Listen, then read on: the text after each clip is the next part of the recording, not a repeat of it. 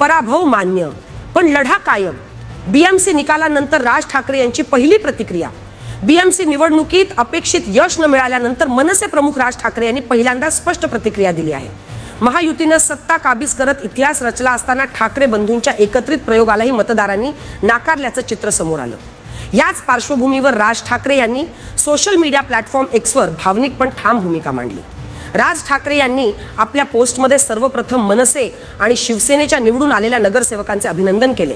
त्यांनी स्पष्ट शब्दांत म्हटलं, ही निवडणूक सोपी नव्हती. अचाट धनशक्ती आणि सत्तेच्या जोरावर शिवशक्तीला हरवण्याचा प्रयत्न झाला, तरीही कार्यकर्त्यांनी जिद्दीने लढा दिला. मनसेला अपेक्षित यश न मिळाल्याचं दुःख व्यक्त करतानाच त्यांनी हार मानण्यास नकार दिला. आम्ही निराश होणाऱ्यांपैकी नाही. आमचे निवडून आलेले प्रतिनिधी सत्ताधाऱ्यांना चांगलंच धडा शिकवतील. मराठी माणसांविरोधात काही झालं तर गप्प बसणार नाहीत, असा इशाराही त्यांनी दिला.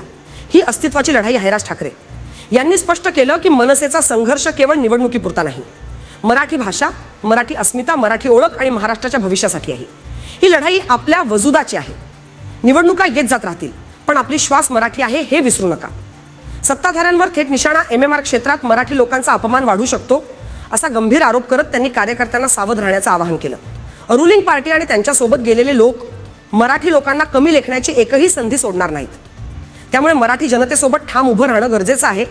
पक्ष पुनर्बांधणीचा एल्गार पराभवानंतर आत्मपरीक्षण करत मनसेची नव्याने उभारणी करण्याचा निर्धार राज ठाकरे यांनी जाहीर केला.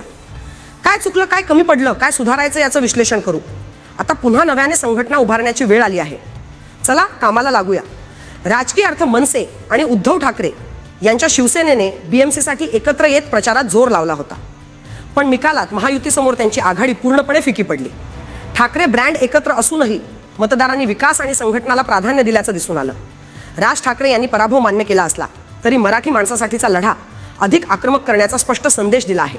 बीएमसी गमावली, पण संघर्ष अजून संपलेला नाही, अशी भूमिका मनसे प्रमुखांनी घेतली आहे.